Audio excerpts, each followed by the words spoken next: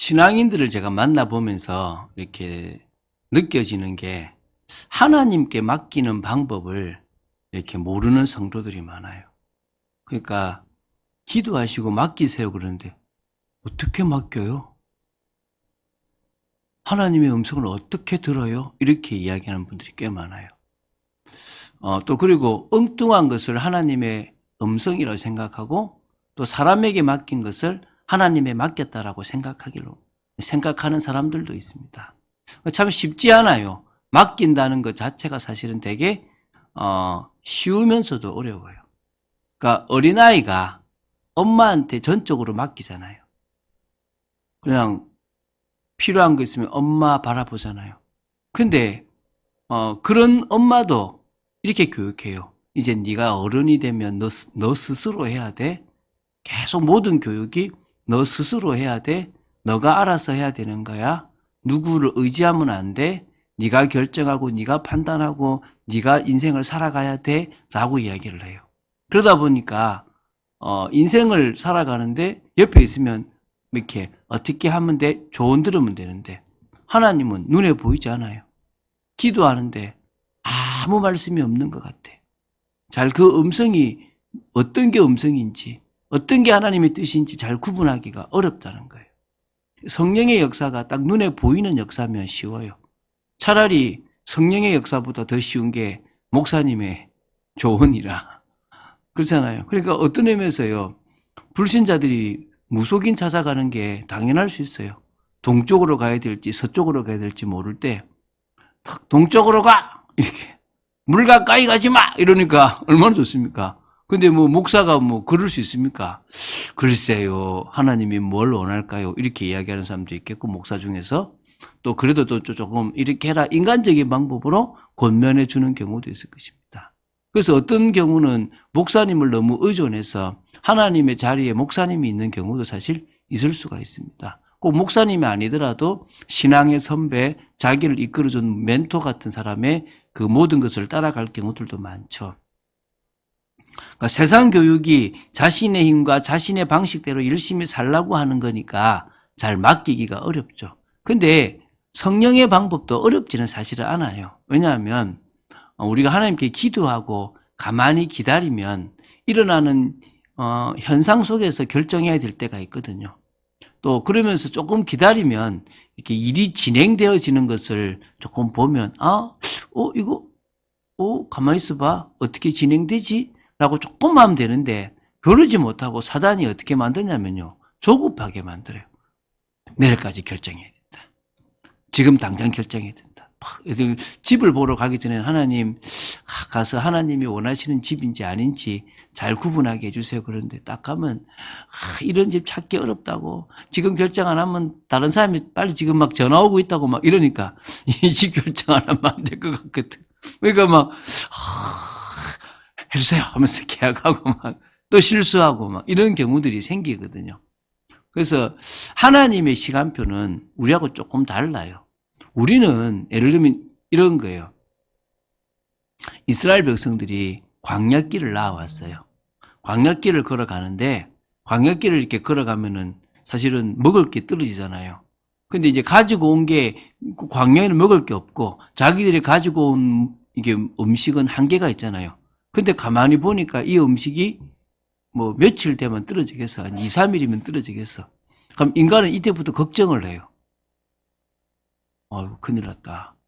이제 쌀이 떨어져 가는데, 먹을 것이 떨어져 가는데 이러고 있는 거예요. 근데 하나님은 아무런 응답도 없고, 쌀을 주실 생각도, 먹을 걸 주실 생각도 없으신 거야. 그러니까 이제 그때부터 뭐하냐? 불신앙이 들죠. 어떻게 하지? 굶어 죽는 거 아니야? 여기 떨어지면 어떻게 하지? 나는 괜찮은데 자식은 어떻게 하지? 이런 생각이 드는 거예요. 근데 하나님의 시간표보다 우리가 늘 빠른 거야. 왜냐하면 우리가 창세기 3장 이후에 하나님의 자리에 내가 앉아 있잖아요. 그러니까 내가 뭐냐? 결정해야 돼. 내가 준비해야 되고 내가 만들어 가야 돼요. 그런 세상이란 말이에요. 그러다 보니까 하나님의 시간표를 모르는 거예요. 하나님의 시간표는 뭐라냐면 아직 멀었어. 너 3일 먹을 거 있잖아. 이게 하나님의 시간표예요. 근데 인간은 뭐요? 미리 걱정이 되는 거야. 이 속도로 가면 3일이면 먹을 게 끝난다는 게 인간의 생각인 거지. 그러니까 그때부터 뭐죠? 걱정 근심에 자기 나름대로 먹을 것을 찾으려고 노력하는 거예요. 그게 인간의 방법이거든요. 사실은 내가 할 수 있다라고 생각하는 교만에서부터 시작되는 거예요. 그래서 오늘 제목은 뭐냐면 교만을 버리는 믿음의 삶이에요.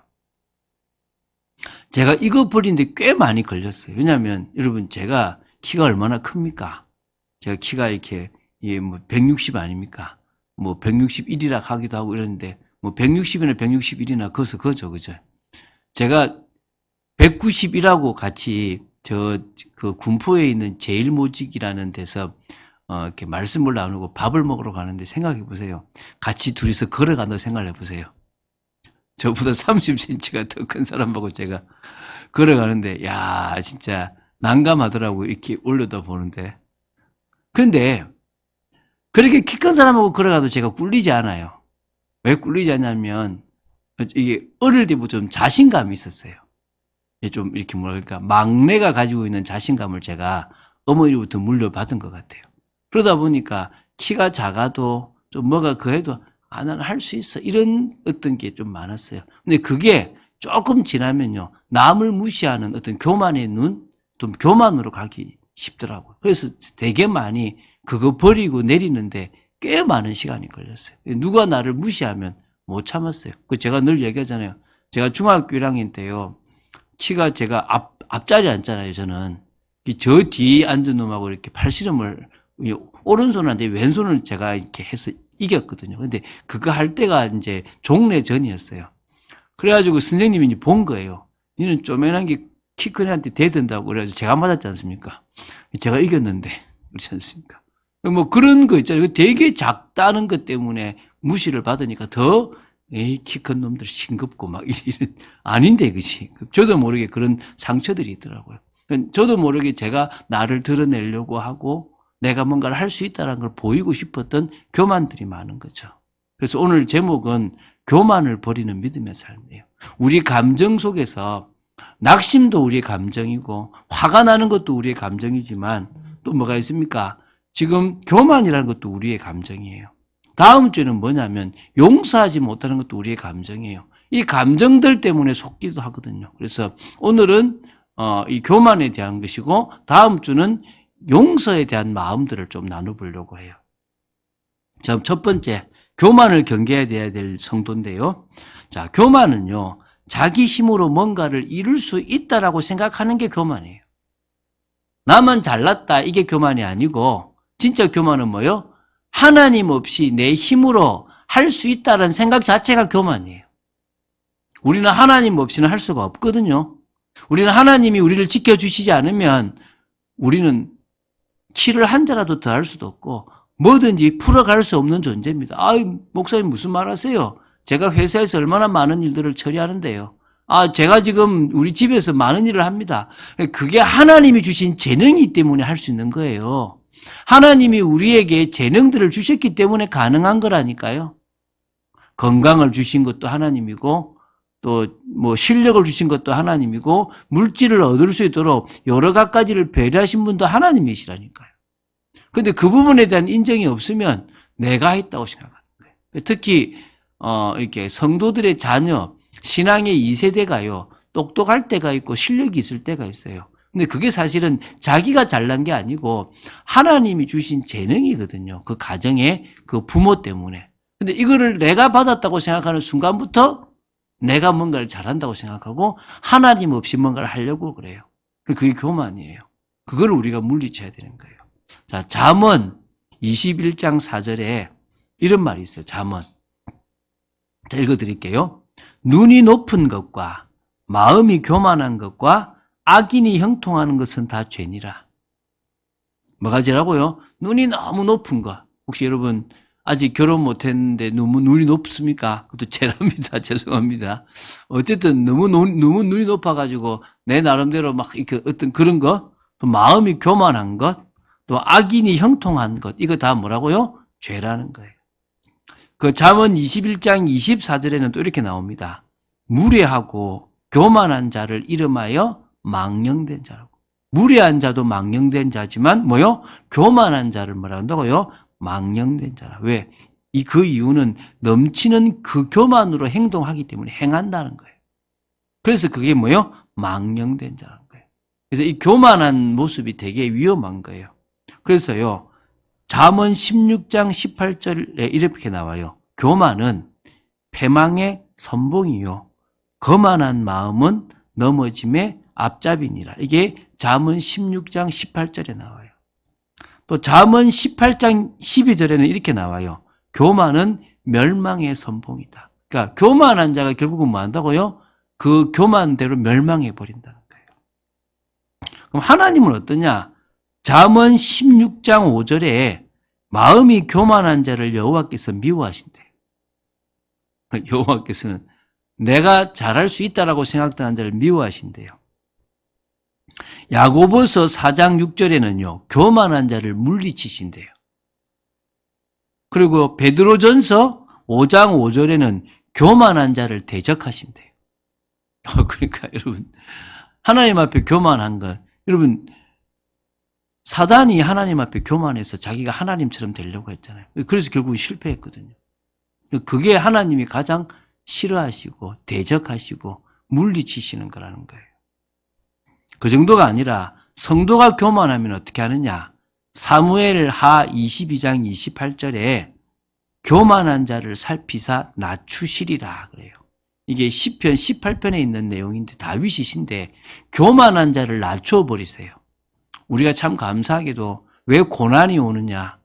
그 고난을 통해서 교만함이 낮아져요. 제가 참 교만함이 참 많이 낮아졌어요. 제가 이렇게 조금 이렇게 뭐 머리는 좋지 않았는데 공부를 잘 하지는 못했는데 한번 눈으로 보면 배우는 게 많았어요. 그래서 이렇게 뭘 하면 야, 저것도 못해 이런 소리를 제가 참 많이 교만했거든요. 하나님이 제 인생 속에서 그 교만함을 되게 많이 낮추셨어요. 뭐 뛰어나도 않은데 그랬던 것 같아요. 또 그리고 시편 138편 6절에는 멀리서도 교만한 자를 아신대요. 저 멀리서도요, 우리 속에 꽁꽁꽁꽁 막 포장은 아유 주님이 하십니다. 아유 제가 한 게 있습니까? 라고 하는데 그 밑바닥에 아주 깊이 아싸 역시 나는 이런 교만함을 너무도 잘하시는 분이 누구라고요? 하나님. 저 멀리서도 저 내가 완전 꽁꽁꽁꽁 숨겨놔가지고 남들이 전혀 야 저 사람이 겸손하다고 생각하게 만드는 모든 포장도 다 아시고 그 속에 있는 교만함을 아신대요. 할 말이 없더라고요. 할 말이. 여러분도 그럴 때 있죠? 네, 그렇습니다. 그래서요, 교만이 왜 문제냐? 잠언 6장 7절에 교만한 눈이 있어요. 이렇게 뭔가 이렇게 아래로 보는 이래가지고 이렇게 보는 거 있잖아요. 그 되게 그 기분 나쁘거든요. 이렇게 멸시하는 듯한 눈 있잖아요.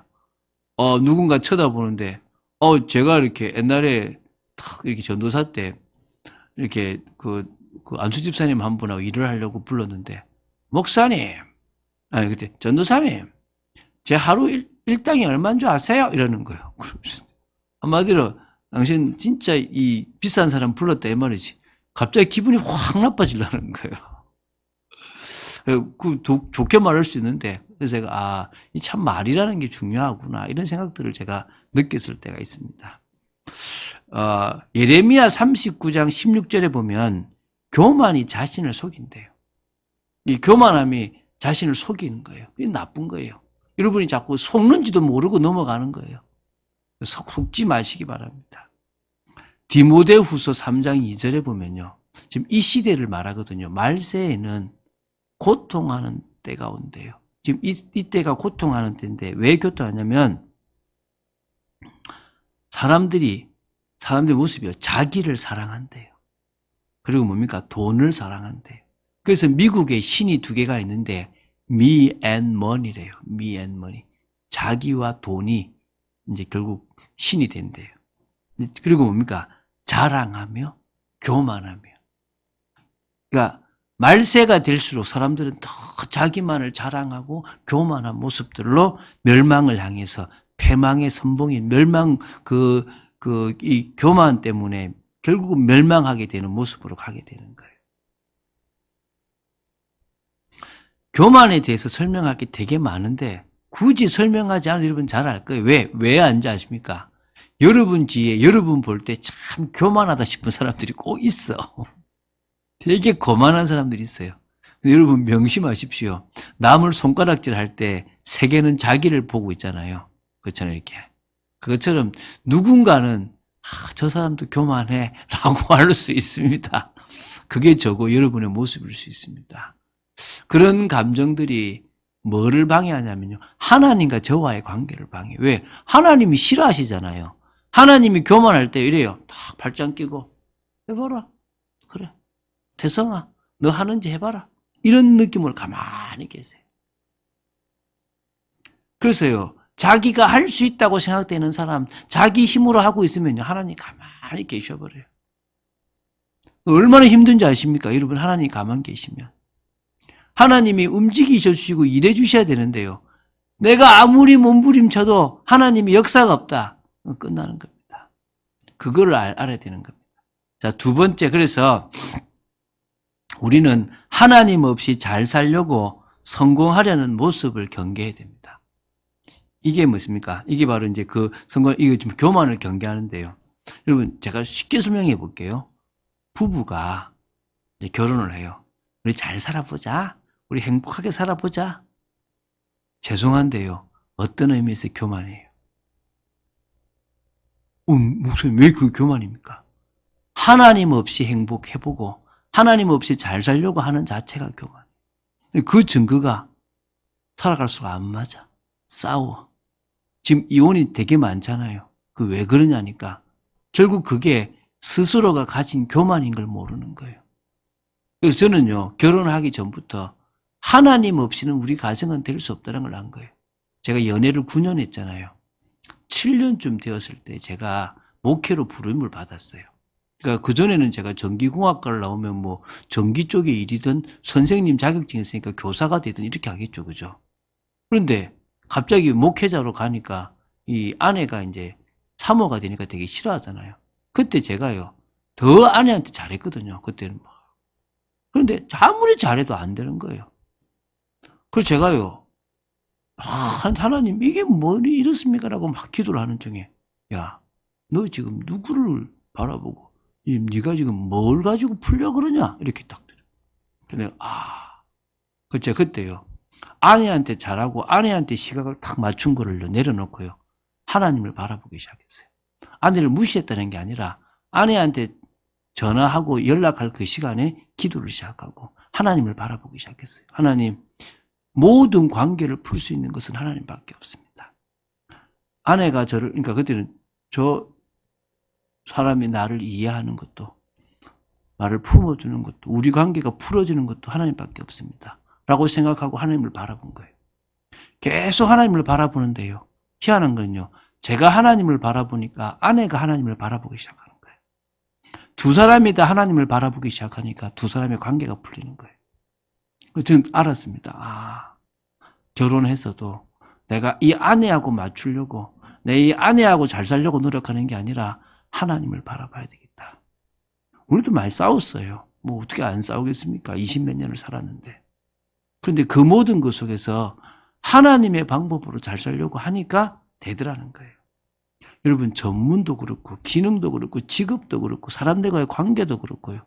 모든 게 하나님이 하시지 않으면 안 되는 거예요. 제가 전에 있던 교회에서 나와가지고 저도 모르게 교만함이 있었어요. 옆에서요, 사람들이 그래요. 한결같이 목회자든 성도든 아니면 목사님은 잘할 거야. 목사님은 나가서 하면 될 거야. 이런 얘기를 하는 거예요. 아이라고 하는데 제 마음속에 나도 모르게 뭡니까? 저 밑바닥에 맞아, 나는 돼. 이런 생각들이. 사람도 안 붙고요. 일도 안 되는 거예요. 그러니까 갑자기요, 낙심이 막 되기도 하고요. 불안하기도 하는 거예요. 그때 하나님 앞에 회개했어요. 내가 교만했구나. 내가 교만했구나. 그래서 제가요, 그런 고백합니다. 큰 사람을 세우려고 하는 게 아니라 나에게 맡긴 한 사람이든지 난 그 사람 세우겠다. 나는 잘한다 못한다를 떠나서 내게 능력 주시는 자 안에서 나는 할 수 있다. 믿습니까? 오늘 여러분들이 그런 고백하시게 되기 바랍니다. 어떤 사람은 그래요. 목사님 중에서. 나는 코로나 안 걸려? 하나님 지켜. 코로나 걸려요. 왜 안 걸립니까? 저도 코로나 걸릴 수 있습니다.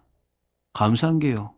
어떤 목사님이 축구를 하고 나서, 그러니까 2월 18일에 축구를 하고 나서 와서 괜찮았는데, 그 사이에 샤워를 안 하고 땀을 이렇게 식혀버려 찬 데 좀 있어가지고 콧물이 나는 거예요. 근데 그 사람하고 제가 이제 차를 한 잔 마셨거든요. 갑자기 집에 오는데 나도 모르게 콧물 나는 것 같고 있잖아요. 뭐 코로나 옮긴 것 같고 막 있잖아요. 불안한 거예요. 안 걸렸는데도 막 그런 거예요. 사람이 그런 거야, 사람이. 얼마나 연약한 존재인지. 아무 일 없는데도, 막 가래가 끓는 것 같고, 막, 그래서 내가 막, 저 가래를 막 밭에 내야 될 것 같고, 막, 이런 생각이 들어오는 거예요. 얼마나 연약한 존재입니까? 그게 인간이에요, 그게 인간. 여러분, 우리가 이렇게 연약한 존재임을 기억해야 됩니다. 그래서 결국, 직업도, 직장도, 또 우리의 경제도, 또 내 미래도 결국 누구 손에 있다? 하나님의 손에 있다. 이걸 자꾸 인정해 나가는 게 하나님과의 진정한 믿음의 삶을 살아가는 데 중요한 겁니다. 그래서 오늘 제가 찬양으로 나중에 고백할 게 주 없인 살 수 없습니다. 주님 없이 우리는 아무것도 할 수 없는 존재임을 기억해야 될 줄로 믿습니다. 그래서 우리는 하나님과 함께 하면서 인생의 모든 것을 풀어가야만 제대로 풀릴 수 있는 존재입니다. 꼭 명심하세요. 그게 교만을 멀리하는 방법입니다. 세 번째요. 하나님의 은혜로 성공을 한 후에도 교만을 경계해야 됩니다. 하나님의 은혜는 잊어버리고요. 주위 사람들의 높임 속에 내가 지금 이렇게 성공하게 된 게, 특히 목회자들이 그럴 수 있어요. 예를 들어서 교회가 한 1000명 넘고 2000명 넘고 10,000명 되면요. 그때부터요. 다 목사님, 우리 목사님 하면서 높여요. 그러면 사실은 정말 작은 교회에서 그렇게 큰 교회가 되긴 누가 했습니까? 하나님이 했잖아요. 예를 들면은 회사도 내가 혼자 구멍가게 같은 거 하다가 막 하나님의 은혜로 기업이 됐어요. 그런데 그러다가 뭐요? 내가 한 것 같고 막 사장님, 회장님 그러고 막 이러니까 뭐죠? 하나님의 은혜는 다 잊어버리고 그 속에서 안락함 속에 있다 보니까 내가 한 줄로 착각하는 거예요. 내 거라고 생각하는 거죠. 이때가요, 넘어지기 쉬워요. 에베소서 6장 23절에 이런 말씀이 나와요. 모든 일을 행한 후에 서기 위함이라. 사단은 언제 건드리냐면 모든 일을 성공했다고 생각할 때 건드려요. 이 말 이해가 되십니까? 여러분이 이제 끝났다, 나 이제 성공했다라고 생각되는 그 순간에 넘어뜨려요. 그래서 우리는 뭐 해야 됩니까? 그럴 때 사단이 건드릴 줄 알고. 제가 옛날에 교통사고가 난 적이 있거든요. 누구한테 사역을 하고 오는데요. 이 사람이 은혜 받는 모습이 너무 막 신나가지고 발딱 사고 났다니까. 이게 순간적으로 들떠서 내가 뭐 했다. 막 한 것 같은 생각이. 이럴 때 교만함이 확 밀려오거든요. 사실 누가 한 겁니까? 하나님이 나를 쓰신 거거든요. 내가 할 수 있는 게 아니거든요. 근데 내가 했다고 생각하는 거예요. 조금 빨리 메시지를 이해하고 조금 빨리 메시지를 전달할 수 있는 그게 하나님이 나에게 주신 재능인데 내가 했다고 생각하는 거예요. 이때 우리는 뭡니까? 그 기분에 도취돼서 넘어지는 거예요. 저는 옛날에 그런 우리 전사님, 제가 모교에 있을 때 전사님이 그런 얘기 하더라고요. 뭐라냐면 분명히 시작할 때 하나님과 같이 시작했대요. 하나님의 뜻을 발견하고 나아갔대요. 열심히 했대요. 기쁜 마음으로 했대요. 근데 어느 순간에 보니까 하나님이 안 계시더래요. 자기만 열심히 하고 있더라는 거예요. 저는 그 말이 뭔 말인지 이해되거든요. 분명히 시작은 하나님과 동행하고 시작하는데 어느 순간에 좀 잘 되니까 하나님은 뭐랬고 자기 열심으로 막 하고 있는 거예요. 그럼 하나님이 다시 야 태성아 니 간다 하고 이제 가만히 계셔버리는 거예요. 왜? 방향이 안 맞아져 버리는 거죠. 그것도 뭐요? 성공한 후에 교만 때문에 결국 또 무너지는 거예요.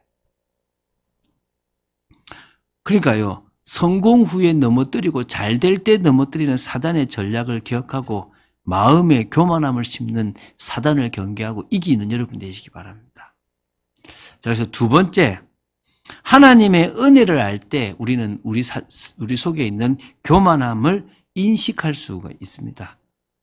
그리고 나는 교만할 수 없다라는 사실을 인식할 수 있어요. 하나님의 은혜를 알 때. 자, 세 가지를 설명하겠습니다. 첫 번째가 뭐냐면 창조 원리에 숨겨진 하나님의 은혜예요. 이게 무슨 말이냐? 여러분, 물고기는 물을 떠나면 못 살아요. 여러분, 여러분이 봤을 때, 야, 진짜 저 더러운 물이다 싶은데요. 저 더러운 물에 물고기가 살아요. 저 더러운 물에 물고기는 쉬는 공기가 있어요. 근데 우리가 볼 때, 야, 저 똥물이네 싶은 물이나, 다른 존재가 볼 때, 야, 이 공기, 이거 지금 말 그대로 진짜 완전 매연이고 썩은 공기인데 똑같을 수 있는 거예요. 쉽게 말하면 물고기는 물이라는 것 속에 살아야 되는 거예요. 우리가 공기 속에 살아가듯이. 그리고 나무는요, 아무리 멋있는 나무라도 땅에 뿌리를 두지 않으면 나무는 살아갈 수가 없어요. 땅이든 물이든 어디든지 뿌리를 두고 살아가는 존재가 나무예요. 그렇죠, 그죠?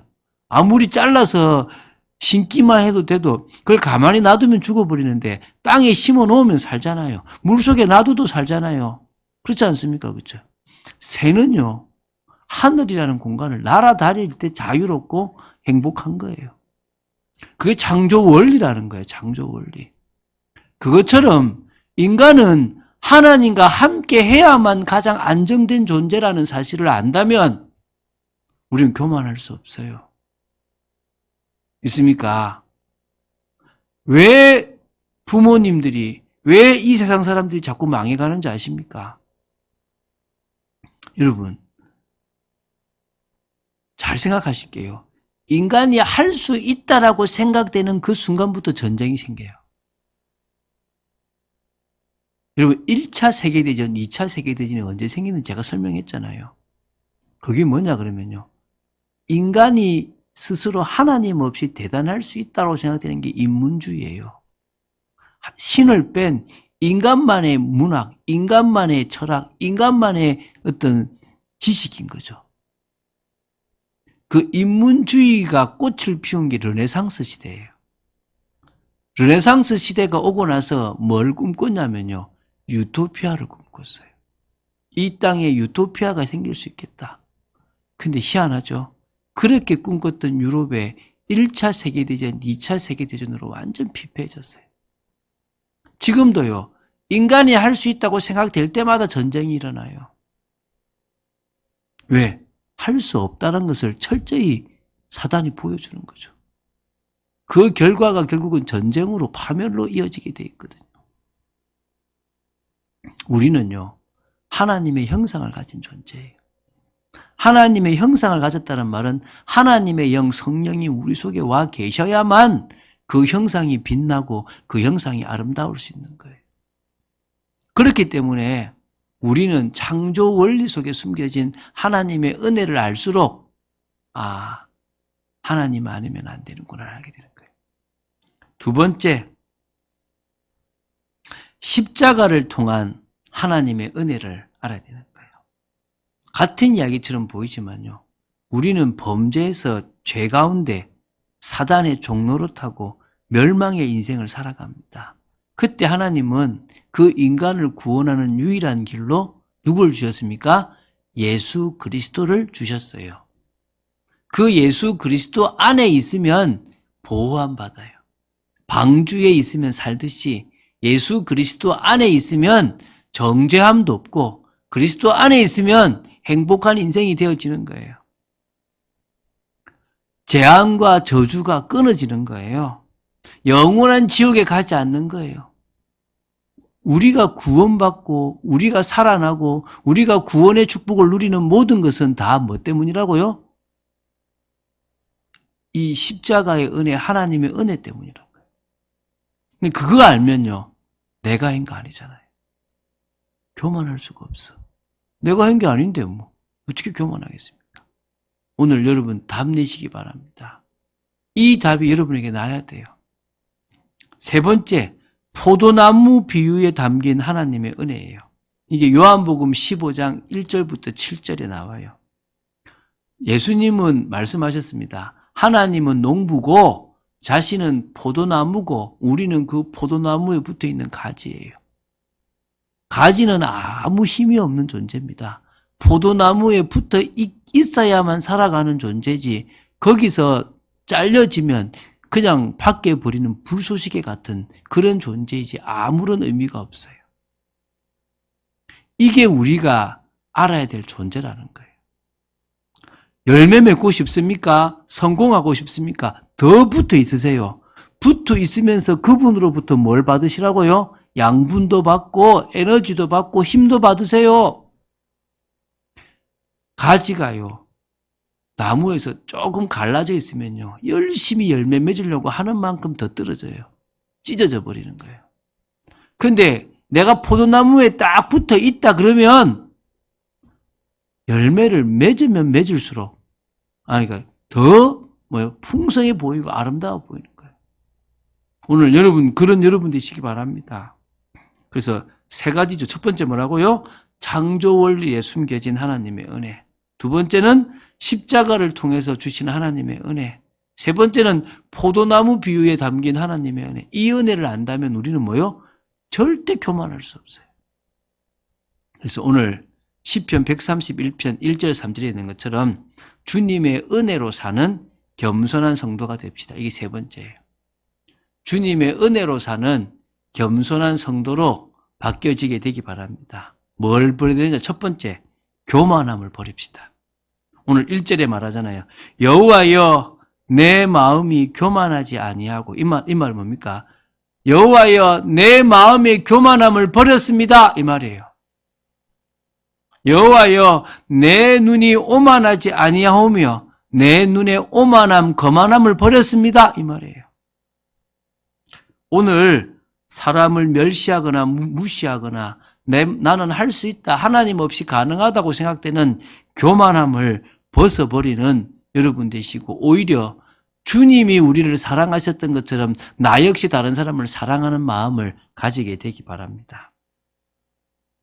두 번째는요,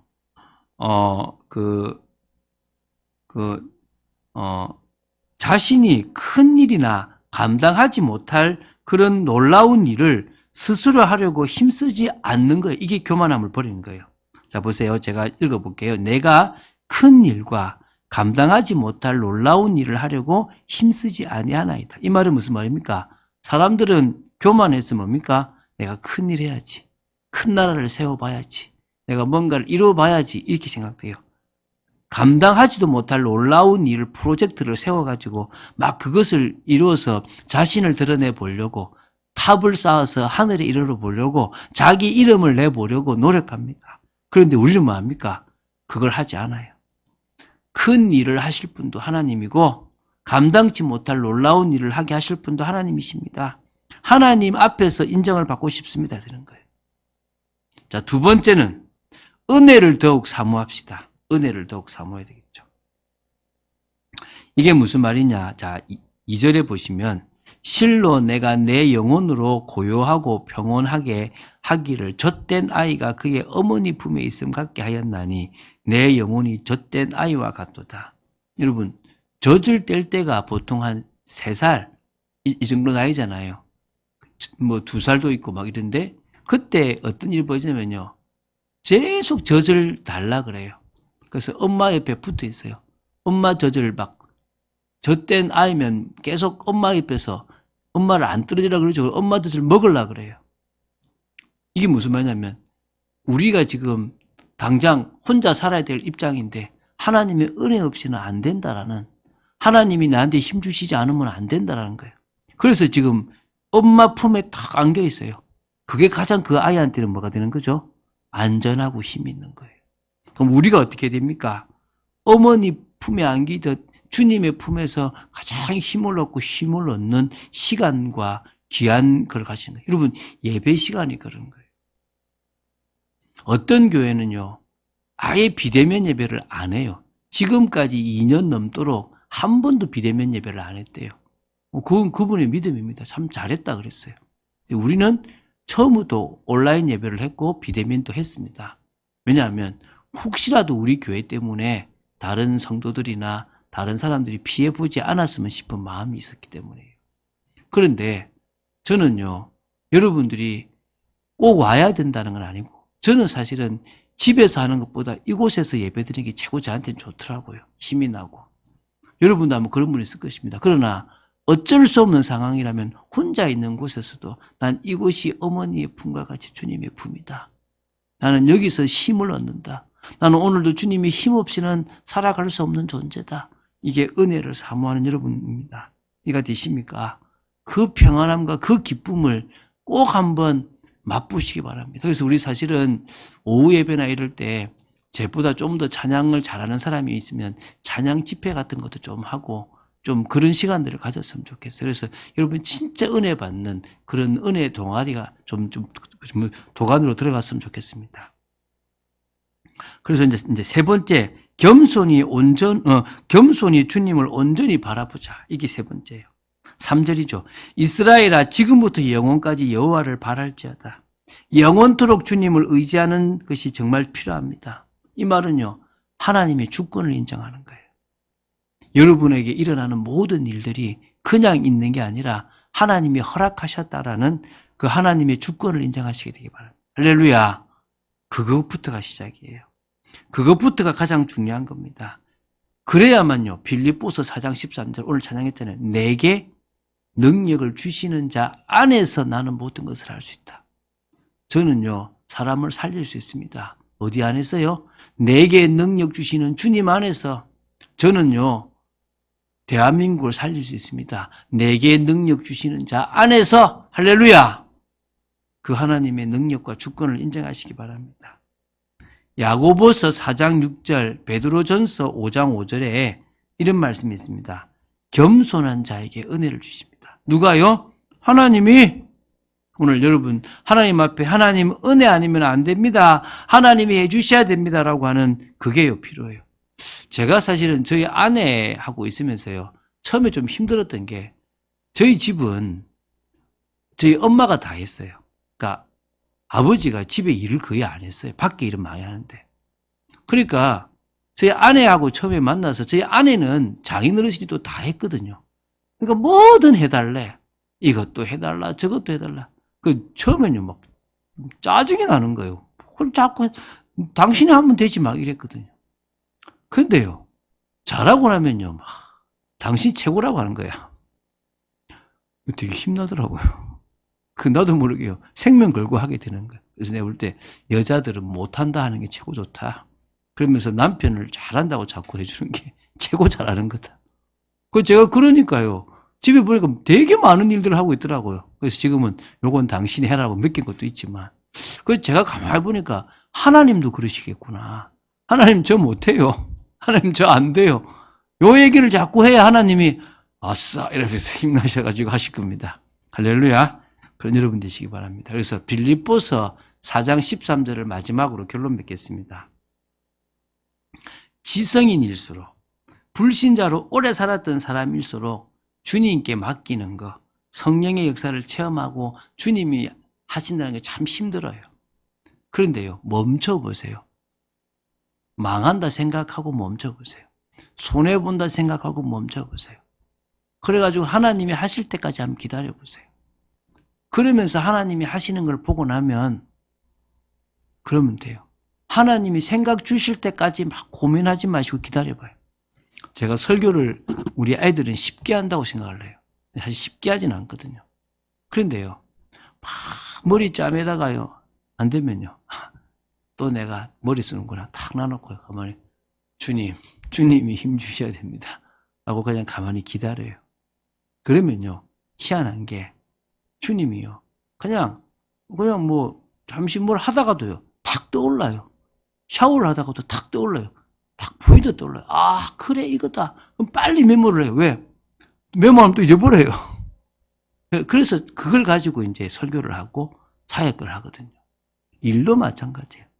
뭘 풀어야 되는데 어떻게 하지 하다가요, 순간 하나님께 기도하고 있는데요, 지혜를 주실 때가 있어요.